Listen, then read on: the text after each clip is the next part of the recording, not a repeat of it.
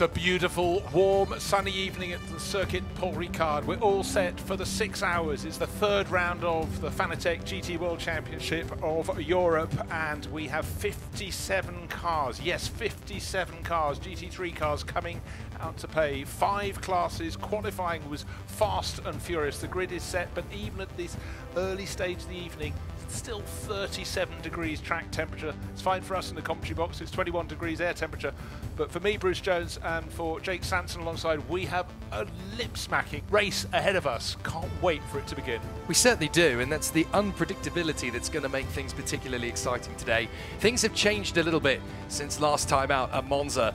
Now we have a real challenge on our hands. Here is the Paul Ricard circuit, a fabulous challenge for any racing driver. It's got that long straight on the back, which obviously takes us along the Mistral up into Senior, which is going to make things very entertaining indeed. 5.79 kilometers of racing. It's a much tougher circuit than Monza, even though it's still about that mix and that blend between high speed and fast apexes. It's the changes in elevation and those camber changes and high curbs that make this a really different challenge compared to Monza. Gemma has found the pole sitter, the young man from Andorra, Jules Gounon, with all the pressure of the start of the grid. Jules, obviously a Mercedes front row here. You're starting the race.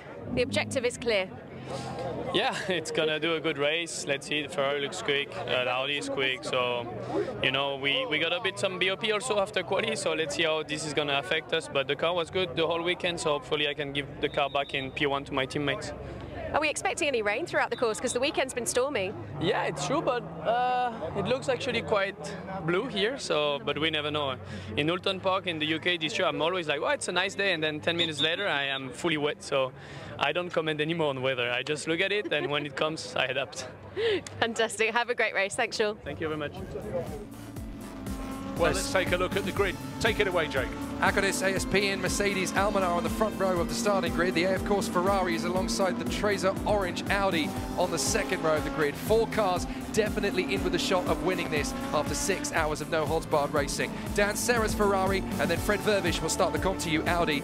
The Acadis 87 is 7th on the grid, then the Santalok Junior Audi, Christopher Mies to start. The WRT in 9th position. Charles Weerts is the starting driver. Russell Ward in the first of the Windwards, 10th place. The Rove Audi, 11th on the starting grid for the 98 crew. Wittmann to start. Niklas Born in the second Windward. Then on row 7 it is the Rutronic Porsche. Dennis Olsen will kick off alongside the Iron Links of Mirko Bortolotti in the Lamborghini. Then the next row of the grid will see the Optimum McLaren, Charlie Fagg to kick off, Neil Verhagen in the second of the Roves. The Grasser Racing Lamborghini, the starting pole position in the silver. He starts 17th alongside the pole in bronze, Miguel Ramos to kick off for Garage 59. The Hout Racing Mercedes right behind them in qualifying. And then Valentino Rossi himself, 20th on the grid in the 46 WRT. Sturm in the Pure and Williams in the WRT on the 11th row of the grid. Then it is the AF Course Ferrari alongside the Sven Müller starting GT Huber Porsche. Then we have Goethe in the second of the Garage 59 McLarens, and then it is the Conti Audi with Huffer behind the wheel.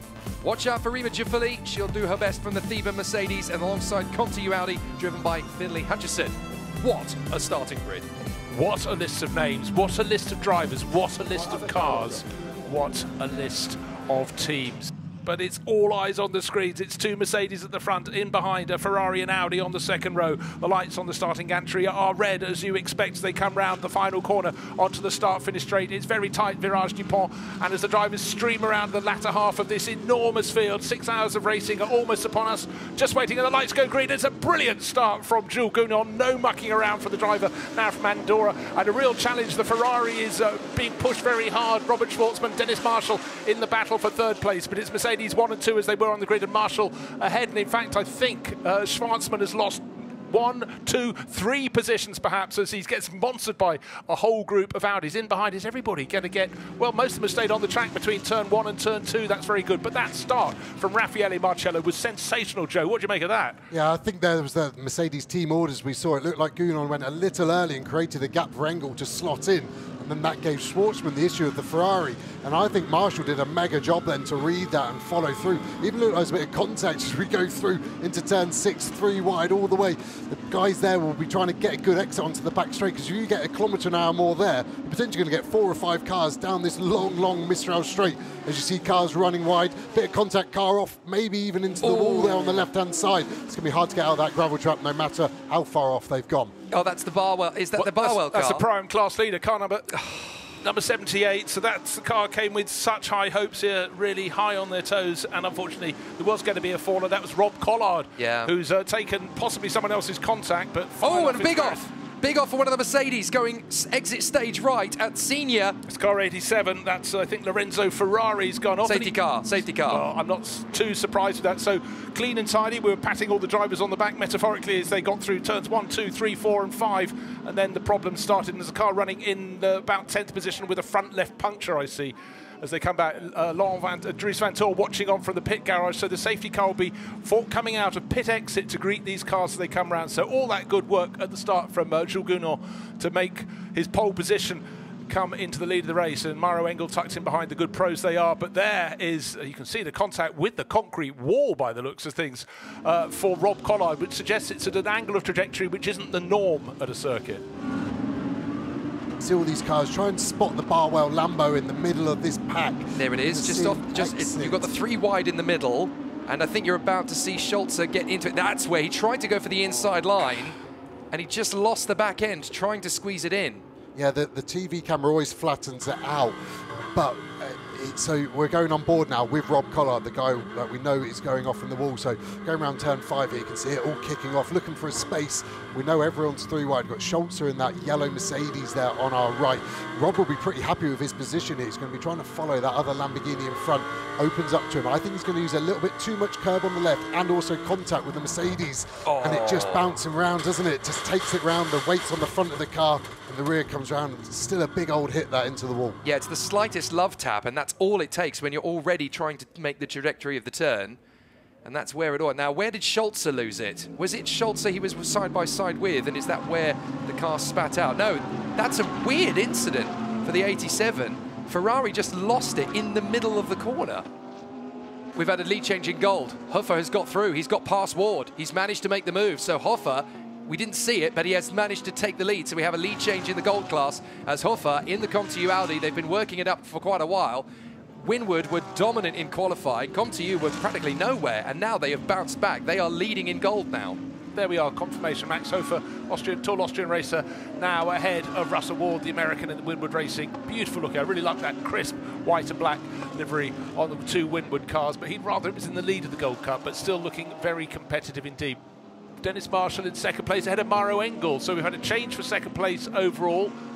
Let's take a replay. We had the white and black Mercedes in second place with Mauro Engel. He's got Dennis Marshall up behind him into scene, up in front of him into scene. So he moved ahead up the straight. So he clearly had a fantastic exit from turn 7. 1 hour of racing has now been completed, and we have the first 2 cars covered by 2/3 of a second, and then Mauro Engel in 3rd place. He's fallen back a little bit, but look, he's going to get a whole load of traffic coming out into his path. Racing to Jules Gounod gets in, gains a little bit, but Dennis Marshall wasn't slow at coming forward. There is the black number 40 Audi, and in behind the background of the shot, you should have just about picked out the 777 Mauro Engel Mercedes, but that's a classic moment. They're having a brilliant battle. Cars come out into their path. Santalok Audi just pitted as well, so Christopher Mies has just come into the pits as well, so that's another of the big players coming in. Here we go, time to compress down. You've got some slower traffic in front. Where are you going to pitch it? If you're Dennis Marshall, you've just got to be hungry. Look for the gap. Go where the gap is. This is going to be quite tricky to negotiate for Jules Gounod. He has to hesitate and wait to get past these 3. Marshall is right on the charge, and he is going to get the maximum effect from this slipstream now, because they've got 2 or 3 slower cars in front of them as well. Wait for it. Here comes the charge from Dennis Marshall. They hold the middle of the road. Jules Gounod trying to shake him off as they come down to senior. They're going to get the side draft as well. This could be the opportunity for Dennis Marshall to take the lead. There's not a lot Jules Gounod can do to fight it. They're going to go door to door. They bang paint. They trade paint as they go up to senior. Brilliant stuff, and Dennis Marshall can't get by just now. Now, of course, that was a bit of the straight, the Mistral straight, where he gained second place quite a while ago now from Mauro Engel, and it could have come his way. Traffic was his friend at that instant, but when all you're offered is the outside line at scene, and Jules Gounon is not going to make it easy. He's going to just edge towards the outside of the circuit perfectly within his rights if he doesn't make many moves to do that. He knows that. He's playing a very good game here, but Dennis Marshall, he wants to sap the energy from that chasing Audi. And Marshall pits. I thought he would. The team would have told him, do the opposite to Gounon. If he pits, you stay out. If he stays out, you pit. They got the chance to do the undercut now. So Mauro Engel in the pits as well. Suddenly it's very busy, and one would suggest the race leader Jules Gounon will come in next time around. Jules Gounon coming into the pits. Now this is going to be an important one because obviously having seen how good the stop was for Dennis Marshall in the Audi, they've now got to respond. They've got to make sure they don't drop the ball in pit lane. Charles Weerts and the WRT is in as well. They all came in together, so all of the top four, in fact the top five, because Bortolotti and Sturm is in as well. So this is pretty much the last lap of the pit stop rotation, isn't it? As everybody's trying to stretch it. 32, Charles Weerts car up on its stand in the pit lane, waiting to see who's going to flash down the start-finish straight in front. It's going to be the 88 Mercedes coming down the pit lane. That's on the left of your screen. Coming over the rise is Matteo Drudi. Will he get in front? It's going to be very close indeed. I think the answer is yes. He absolutely will. And look out for the Almanar Racing Mercedes. That's in the background of the shot. So what was first, second and third has become second, first and third, or something like that. Good math. And interesting, with the outlap, you get the advantage of the new tyre. The new tyre around Ricard, probably worth 1.5 seconds. So even though Drudi was held up by the BMW, that's the advantage of the undercut. So you feel like a hero, but you've got an extra lap to do on those tyres come the end of the stint. So the ebb and the flow goes, but that track position, they will be so, so happy with that. And now what have we got from Gounon? What's he going to respond with, as we see such a stark difference in silhouette of car? This BMW, absolute monster of a car versus this quite agile 296, but that has had such a drive down the straight and easily past. So almost too early. Is it going to give a slipstream back to that Ferrari? It's so much power for Marco Wittmann there, up to P6 now. This is the fantastic battle going on. This is Malikin versus Haupt, dueling away for the lead, and that's what happened to Malikin. Spun the car around, the car that has been leading for quite a long time now. The question was, did he fall over or was he pushed? I think that was a polite push. Let's go, and as it kicks off now, Gachet really held up. I think Wittmann's going to be the man out of the three here. He's the third in the train, but he's the one with the biggest run. They're going to be three wide side drafts going on for days here.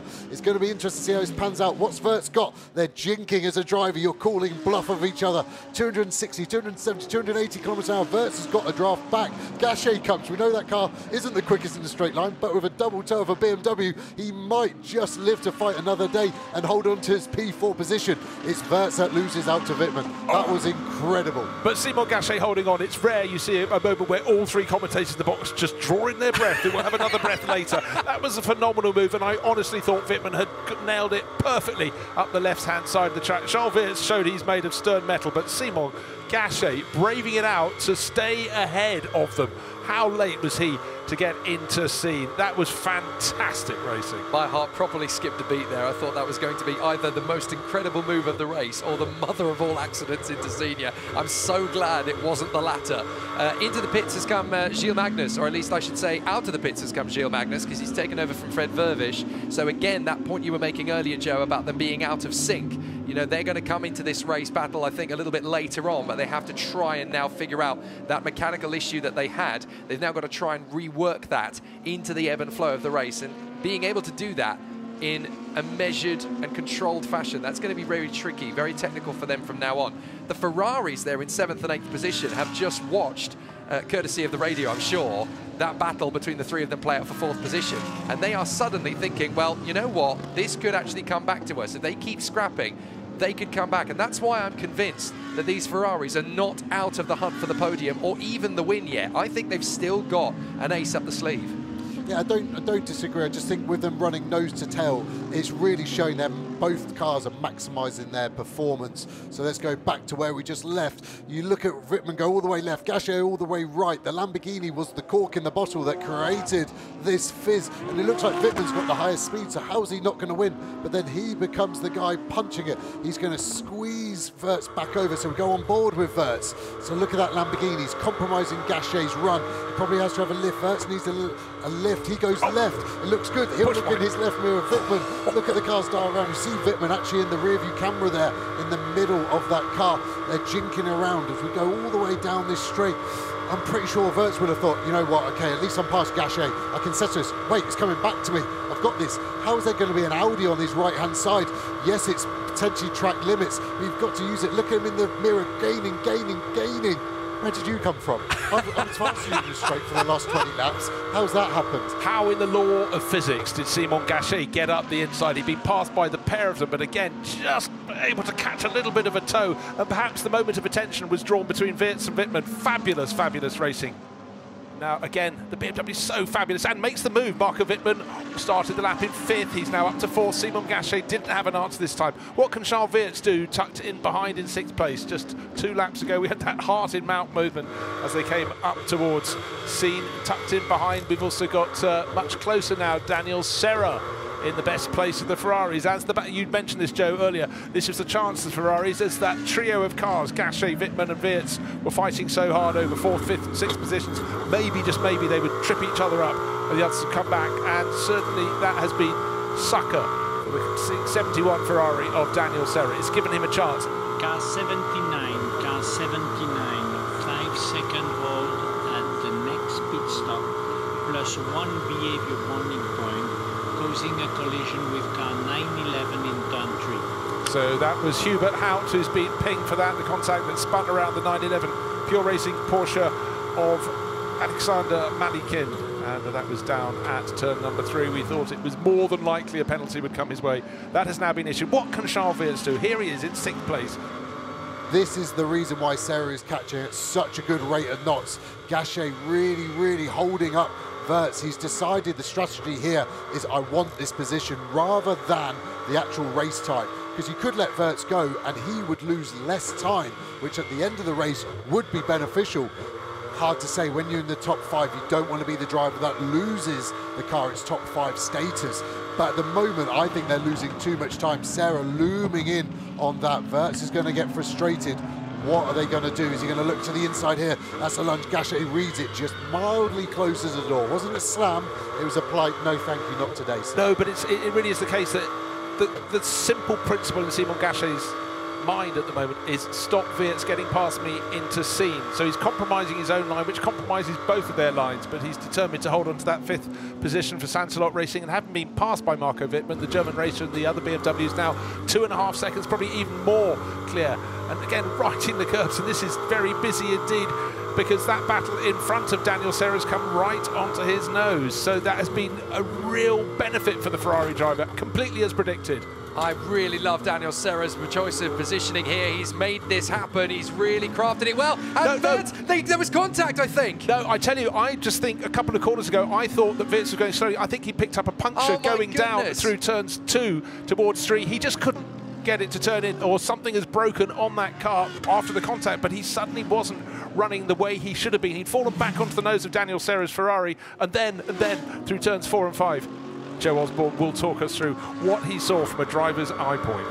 So here we go, on board, into turn 3. We turn in, over the curb. All looks relatively normal at the moment for me. I'm trying to see his dash, to see anything. Lit it up a little bit on traction there. There was contact on the right side, and look, you can see his frustration. I think it's something broke there and then. He's weaving left and right on the steering wheel. I would say the front right steering arm has been snapped. The problem is, as you're turning and the front right wheel there would be exposed, as the Ferrari's brushed past it, it's probably snapped it. The Marshal is kicking the left side one there to try and straighten it. I just wonder if that whole steering rack has given up the ghost, but it's definitely something on that front axle, and I would say it was a catalyst with the impact from Daniel Serra. It's just the worst possible angle to hit it at that speed, at that angle, at that point on turning, isn't it? It's the perfect storm in terms of being hit at exactly the wrong moment, at exactly the right speed, exactly the right force. Let's have a look at it in slow-mo. This is where we'll really see what happens. So Dan Serra's committed round the outside. He's been given that opportunity. This has been set up from turn 2. So Serra's just been guiding him into the right position on the circuit. He can follow him all the way round. No point of contact here. Perfectly fine in the lines. But both Charles and Dan Serra want the corner. At this point, the BMW is just in front. But now Serra's going to commit to the braking point. He brakes, Wirtz, turns across, and you can see that Serra's got the corner, but Wirtz is still turning. It's the slightest touch. I think I was wrong. I don't think there's any contact there in that outboard shot. The inboard looked like it. It could have just been a super coincidental timing of the steering snapping. Let's have a look. I just didn't think there was contact there. No, there isn't. Unless it's his front right on the rear left of Sarah's car. It's only just, but I mean, it shows you sometimes cars can be super fragile. Was it Colin Chapman said if the car fails and the part was too lightweight, and if it makes the end it was too heavy? There's always that fine line between the two, but I don't know if the race director's going to have to look into that one. Like earlier, I was happy to say there was contact on that one. It just didn't look like it was my gut reaction watching it back. Let's take a look. Riding on board the 71 back. Ferrari. This is us getting past Gachet, the Audi on the left-hand side. We're getting a double toe off one of the Lamborghini's K-Pax, no, sorry, the AGS car. Then that gave him the slingshot on Gachet. Gachet couldn't defend because the Lamborghini had kind of pushed him over to the left. So again, Charles Wirtz, when he watches this race back, he'll be so frustrated that he's now seen two cars be able to do what he wanted to do for the last 20 laps before he did retire.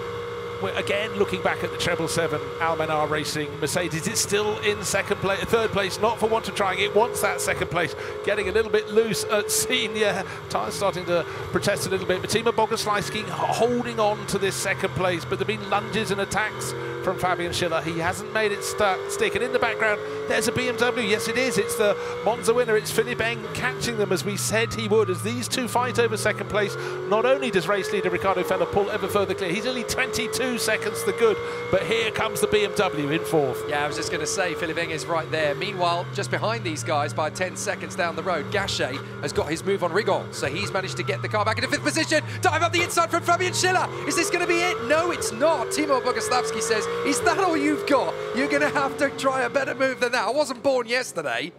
Yeah. And Schiller knows this as well, because he's got to make his move very soon indeed, because Philippe Eng, again, coming out of the final corner, the BMW loads of punch. Second, third and fourth will be covered by 2 blankets and a handkerchief. It's next to nothing. All along, what's the gap to the race leader? 23 seconds flat. Riccardo Feller is pulling clear as they're going down the slope. He's coming back up the Mistral straight already. Let's have a look again. This is when Schiller decided enough is enough. I'm going for it. There was a little bit of a rub. Yeah, it just wasn't down the inside enough to be able to command the corner. Now this potentially is the move from Philippe Eng on Fabian Schiller. This time Schiller's saying, you want to try me? Go to the outside. And it looks like the move has almost been done. And this is where the Whitman car has been so strong, coming up the rise into scene.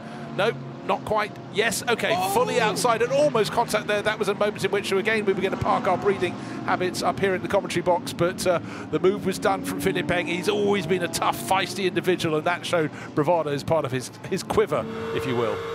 Now, what has Eng got? What can he do about Boguslavski? This is now getting really interesting. Not only is this for the podium, I think this is a potential chance for this BMW to show what it's got. And can it start to rein in that Audi that has now nearly pulled a whole sector 1 on this battle? Here they are going through 3, looking back from Boguslavski into 4. Happy to ride the curbs. We've seen this again and again from Philippe Eng, who's going to turn in better to turn 5. The tight right-hander, but again, fairly equal, but again, just trying to unweight Boguslavski. Philippe Eng prepared to try everywhere, and he's got a better exit of out of turn 7, up the Mistral straight they go, going past the Lamborghini. Mercedes negotiates it, hold on to second place, but this is where it's super strong for the BMW runners, but particularly this car from Rover Racing, car 98, the winner at Monza in the opening round, and surely this time there'll be a change for second place, or will Timo Boguslavski somehow manage to hold on? This time inside for Eng, normally easier than the outside, just needs to break a metre later than Boguslavski, which he does at the start, gets it on the inside, too much curve, really hopped it up. He was lucky that didn't snap, you can actually see a bit of air under his front right tyre, he took so much curve. This is interesting now. We've got a little bit of traffic, unfortunately, but I think in the next 5 or 6 laps, we're going to see some fast laps coming from Eng, and what is that going to be able to do to close this gap to the lead? Just been looking there at Lorenzo Petresi. There he is, car number 99, leading the Silver Cup class quite handsomely. And it's been a great job from the Trezor Attempto Racing crew there in their Audi. Unsighted, Schiller's got ahead of Boguslavski. There they are, look, they've switched. So Schiller's got past Boguslavski. Not entirely sure where that happened. Hopefully we'll be able to pick it up, but that's finally Fabian Schiller getting through. I think he's finally got fed up of looking at that rear diffuser and decided, you know, enough is enough. I need to get through. There's no way I'm going to be held up behind this car anymore. Whoops, that wasn't the racetrack for one of the other Mercedes in the race. So we're going to see what happened and how Fabian Schiller managed to get the move on Boguslavski. Here he goes. Is it going to be a last corner send? It is. Oh, my goodness. Fabian Schiller, he really knows how to turn on the charm, doesn't he? Brilliant move. That was a big question asked, and Boguslavski would have been well within his right to turn in on him there, but like I said, turn in and you both crash out. It doesn't really matter whose fault it tends to be. We see Gachet walking away there. Looks pretty tired, doesn't he? A double. Paul Ricard is one of the easier circuits I find as a driver from fatigue, just because the straight is so long. You've got time. You can see the car control talking to the fuel guy. Got a car going slow out of scene there. Rear right puncher potentially on that. What car is that? No way, race leader. This is going to spice it up. So this was a 30-second lead. Yeah, no problem. Right at the end of his stint. So this isn't too bad. He's cutting all of the corners he can to minimise this time loss. We need to see where Philipp Eng is. Was that him just in the back of shot there? Was that the other Rover car? This is just like last year. But this is going to be super interesting. They're so lucky this is in their window. He needs to slow down. That is going to start destroying bodywork very quickly. Yeah, it's already doing it. Look at it. The right rear, it's already doing it. There goes Schiller. He's gone through. So Eng's already gone through then, clearly. But this is totally the worst timing for this. I mean, yes, they're going to have the pit stop, but you need to slow this down, slow it down. You're going to break the car. Big time, big time. And this is the difficulty as well, because this is what we saw last year. We saw lots of delaminations. We saw lots of tyre cuts. We saw punctures. And it's just happened again. This place is so rough. I think the speed in which Fella came into the pits with that puncture, that really could have done some serious damage to the orange Tracer Audi at the back rear quarter. What terrible luck for Riccardo Fella, having been so dominant, and then to get a puncture when leading by 27 seconds. It's just what this championship is all about. It's done, yeah. They can't get it working. You can see the frustration there. That is game over. Gutting. So it's BMW from Mercedes and Christopher Mies, Santilot Racing, third for Audi. Well, just starting to see there that the driver of 51, Nicholas Nielsen, running a little bit wide at scene, collects it. We're watching this all courtesy of his teammate, who's giving us a wonderful Davide Rigon. Dan Harper. Dan Harper comes flashing by, well spotted in the mirrors. You could suddenly get a flash of light. The BMW driver caught this group as they were tussling, kept a little bottled up by Timo Boguslavski, but he's sitting with a margin still over Andrea Cordarelli of nearly 7/10 of a second, but the fastest driver of the fastest car at this point in the race. Joe said not long ago the fastest lap of the race was set by Dan Harper. 8th has become 7th. Right, who's the next sitting target? It's the other Ferrari. It's the one we've been riding, looking at. There is the BMW between the two Ferraris, and with the BMW leading the race, and the BMW in 7th place. Now we've got another in the top 10. Augusto Farfus has done some great work in the car that was started by Valentino Rossi. Dan Harper has picked off another car. He's been remarkable. The last 5 laps, he's picked off not one, but 2 Ferraris, and he's going for the Italians at the moment. He's picked off Andrea Cordarelli in the 63 Iron Lynx Lamborghini. You know what? It's always exciting when you have a fresh challenger. Timo Boguslavski might not have identified there's been a change of potential assailant coming up behind him, but no longer is it the low profile of the nose of the 63 Iron Lynx for Lamborghini, but it's the raw bluff shape of the BMW. But that's the car that still has the fastest lap in the race. Dan Harper's been a star. Here comes the chance from Harper. He's been all the way down towards Senior. Now they're going to try and make their way through with the hairpin. This is the opportunity for Harper. He's going to try and nail it, and he's got it. Absolutely perfect from Dan Harper. Yet another textbook overtake from the Northern Irishman. You could almost imagine if he was a Second World War fighter, be putting another stamp on the door of the car. Another one picked off. It just chalked him off. Like an I Spy book. I've picked off. What have I done? I've done the Ferraris, Lamborghini, Mercedes. What's next? The next target is somewhat further up the track, a full dozen seconds further up, and that's Christopher Mies in the Santilot Racing Audi. But in this race full of stars, certain stars have shone more brightly, and Dan Harper has been absolutely phenomenal getting up to 4th place. Across the finish line they go. Philipp Eng's advantage probably has grown on that lap. 6.7 seconds, a quarter of a second between 2nd and 3rd. Fabian Schiller being chased down to turn 1, a blaze of lights. In they turn to turn 1. There's a car just in front of them. This could be a chance for the driver of the Santilot Audi. That's car number 25 with its brilliant blue livery, but the last 2 laps have been phenomenal. A 1/10 of a second gain, then following that 2/10 of a second, then 1.2 seconds last time around from Christopher Mies. No wonder Fabian Schiller is starting to feel the heat. Here we go, we've got 2 hours and 11 minutes remaining, so most of these drivers have got 10 minutes left, and Timo Boguslavski's got back past Dan Harper. both with very, very slow laps. Dan Harper 3 seconds off the sort of current pace of everyone. I assume that is going to be traffic, and I assume he's probably had to run wide to avoid contact, but all that hard work, he was the guy on the front foot. So for them, Boguslawski to get back past him, he's now got to get back down and work that one out. They're back to only half a second between them, but Boguslawski is in front, so that's going to be hard work for him. Let's take a look. Looking back. So we're at turn 5. You can see Harper ran wide. There was a Lamborghini. But in front of him, you can see Dan Harper got blocked.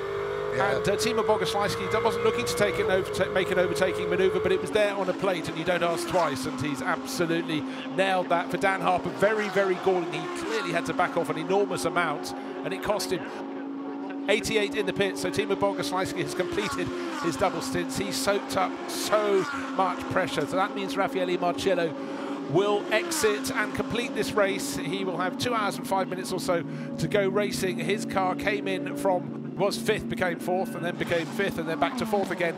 But 88 going back out, not with Timo Boguslawski, but now when it crosses the white line back onto the racetrack, it should tell us it's Raffaele Marciello. Lamborghini rear left. Now, which of the Lamborghinis is that, and where exactly was it in the lap? Caldarelli is in the middle sector, so I'm just watching the sector times. If Regon and Nielsen come through in the next few seconds, Caldarelli. It's a Caldarelli car. Okay, this is a car that's been issuing something for rather a long time and has push come to shove in the background there. A lot of the stuff being kicked up now is dust at the side of the circuit to obscure the image, but going up the Mistral straight, it's long when you're travelling at top speed, but when you're travelling at greatly abated pace, looking to see if it's a left rear puncture, certainly that's where the smoke or steam is issuing. Again, sparking, but you expect that when the car is now running lower. And we've had a change for second place. Christopher Mies has finally rattled and rumbled and passed Fabian Schiller. So it now goes BMW, Audi, Mercedes, and Philipp Eng, Christopher Mies, and Fabian Schiller. So much happening just before we get to this penultimate round of pit stops.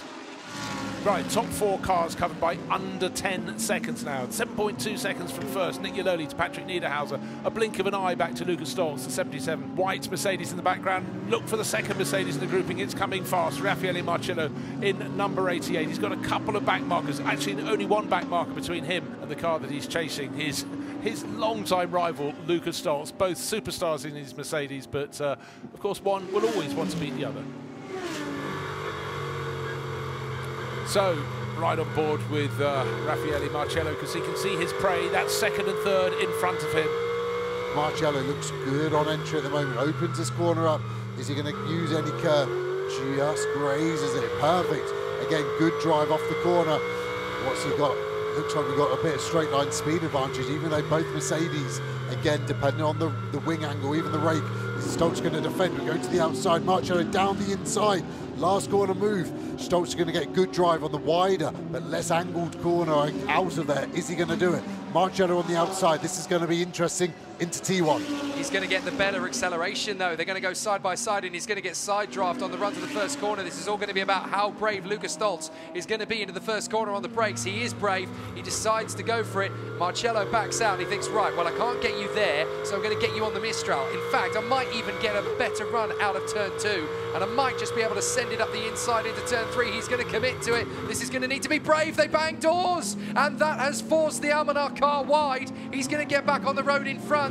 So that is going to be an argument from the Acadis team. Advantage by contact, but it's not going to matter anyway. He's going to come back to the inside line. Careful, boys. You cannot ding-dong these Mercedes around the Paul Ricard circuit without taking some scalps. They both drift out wide as, again, Lucas Stoltz tries to defend from Marciello, and these two drivers are banging 7 bells out of each other. You saw Marciello lift his hand up in frustration, and you don't see that often. Stoltz is never going to let someone go around the outside from at 1, but I did think into 3, he'd given Marciello the door. They didn't want to lose space. Marciello now down the inside. Stoltz giving him the room. Interesting, I did feel like Stoltz gave him the space into 3, then decided to fight back, cut the corner, and then more contact. Again, that was super interesting, really risky on both parts, but shows you for a podium position what you're willing to put on the line. Now, I also think that that pass up the Mistral, a message might have come through from the team. You rejoined the circuit, but out of turn 3 into turn 4, kept an advantage you should have maybe lost. Now, unfortunately for Iron Lynx, Iron Dames, their 83 car, Michel Gatting was going to be bringing it home, but unfortunately it's being put back into the garage. Will Marcello get second place? Codis ASP, Jerome Policon's team, they've worked their strategy very well. Get Jules Gounon to pull away from pole position, then see if Timo Bogoslawski can save it, and then this man, Raffaele Marcello, running in third, closing. Where's second place going to come? And then the change has happened. How did he just finally manage to do it? The pressure was on. I didn't even the see it previous lap. That was a surprising one. Patrick Niederhauser had been hanging on to everything, and he's really lost second place, and he might lose third as well if he suddenly has another problem like that. Strange one, Joe. Really strange. I've got to be honest, I caught it in the bright light, so it was almost hard to distinguish which car was which for a second, but Marcello ran wide out of scene in terms of kind of track limits, but then just got so much of a run on him. Something's not right with that Audi, so it's the Audi goes wider than Marcello, yeah, so he didn't have to just back out of it, just gone in too hot. He knows Marcello's quick. We saw he's the quickest man on the exit of that corner, and he knows he had to defend, but his over-exuberance with the defence has ultimately lost him the position. He shook out Patrick Niederhauser. Now we've had a change for fifth place because Max Hesser has gone back to sixth in the 998, sister car to the race-leading BMW, and Antonio Fuoco has got a Ferrari back into the top five. The sister car, Alessia Rivera, is in seventh.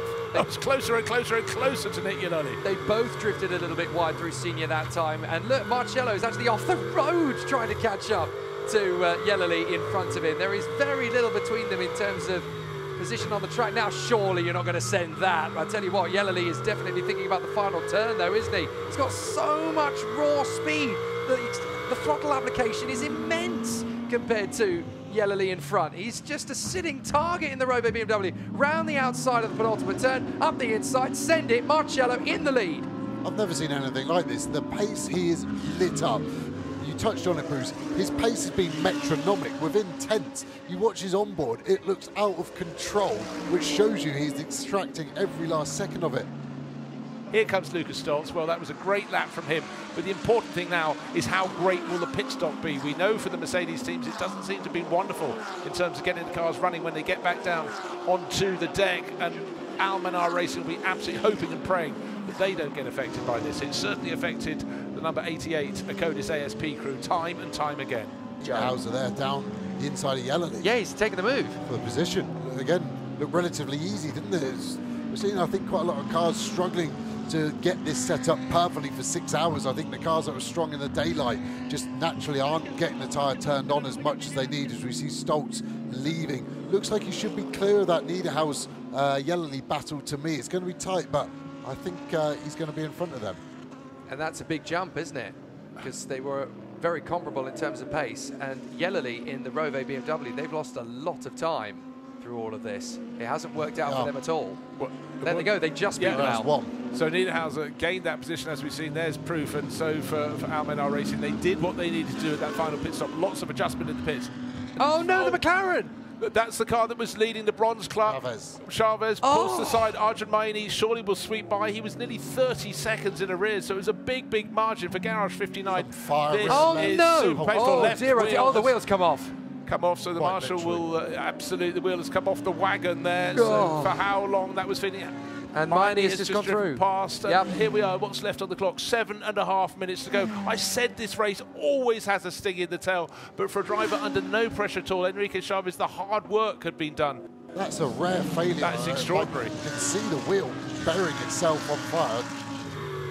Time is up, and the Fanatec GT World Challenge Europe, powered by AWS Endurance Cup second round, looks like it's going to be cantered home by the Mercedes, with Raffaele Marcello at the wheel. The Akonis car that got onto the front row of the starting grid did a fantastic job, banged it on pole position. The combination of Marcello, Gounon on Boguslavski, so strong.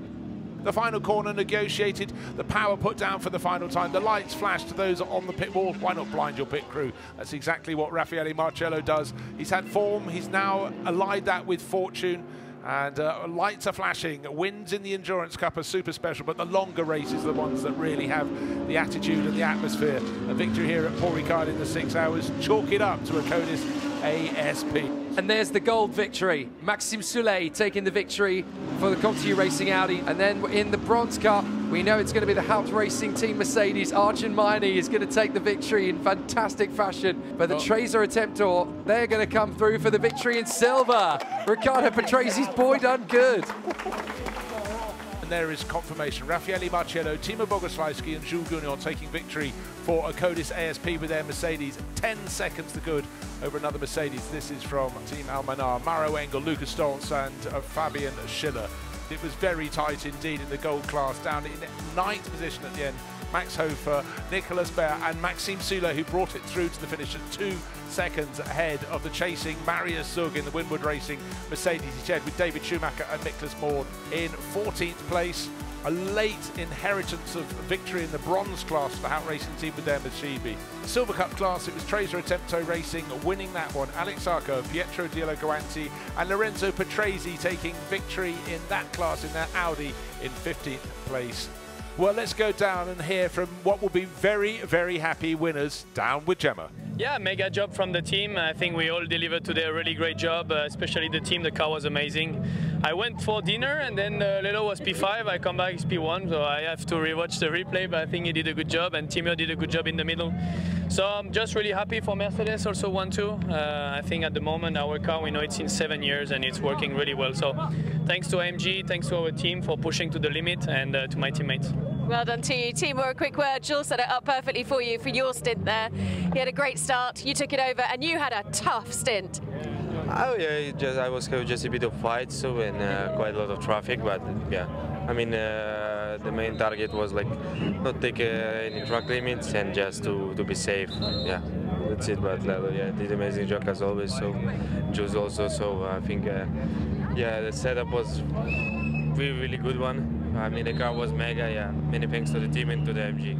Congratulations, Lelo, you were flying! Yes, yeah. As always. No, I mean, it was good. The car was really good, of course. I think I was struggling less with pickup compared to others, because then in my second stint I was not quick as the first one.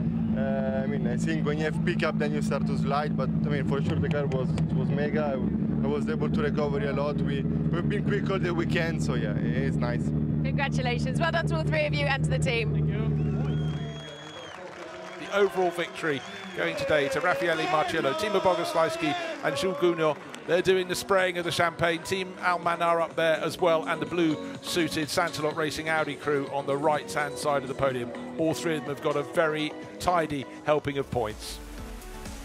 So there's the provisional championship points after the first 2 endurance races of the season. It's the Rove BMW crew that hold the championship lead on 41 points from the Acodis ASP crew, now on 34. Just 10 points separating the top 3 crews. There's still plenty to do.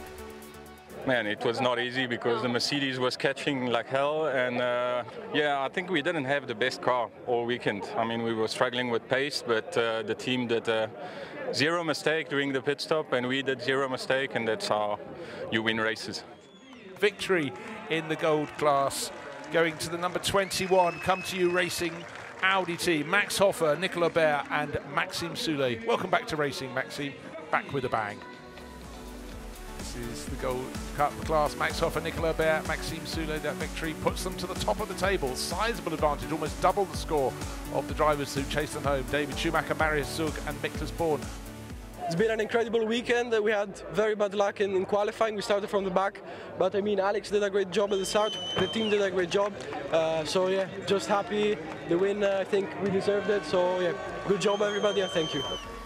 Lotus Hesmans, Finlay Hutchison and Sam de Jong third in here this particular race, but after winning at Monza, they have the lead in the Silver Cup by 10 points to Messrs Patrese, Deleguanti and Acker. It was our dream to be on podium, but the win we didn't expect, to be honest, because 4 minutes before end of the race we were P2, but it was a fantastic race and it was a fantastic evening and it was a nice event, and now we are really happy and we are partying a little bit now and we're looking forward to Spa. Well, this is a big moment for the team. They really have turned it around in fantastic fashion, and in terms of the championship point standings as well, they move now to the top of the standings. That's how important winning this race is. 33 points in the championship going their way, so their consistency from round 1 at Monza gets them right up there. But the Sky Tempesta crew are not far away, just 11 points deficit heading to the Spa 24 Hours, a circuit that should favour the McLarens quite well. And I have a feeling that that's the opportunity for the Sky Tempesta racing team to haul up a big result. In the end, we had a good lead from the beginning, thanks to Nicky and Ivan that did a very good opening 4 hours amongst the amateur drivers, and not only. So for me, it was just to manage the car home, and we did that. Considering we didn't have a lot of testing with a brand new car, I think it's a positive result after Monza. Giacomo, Ludwiller and Fontana actually take the lead in the championship from that. Bergstein, Walker and Lewandowski, despite not finishing on the podium this time, they came 4th today, podium at Monza, so they have 30 points. And the Barwell crew, from their win in Monza, they're still right up there on 26. And that's it. That's goodbye from me, Bruce Jones, with Joe Osborne, who was so brilliant with his insight, and with Jake Sanson. We had so much fun commentating on the race here. We hope you enjoyed it. Do make sure you watch Spa.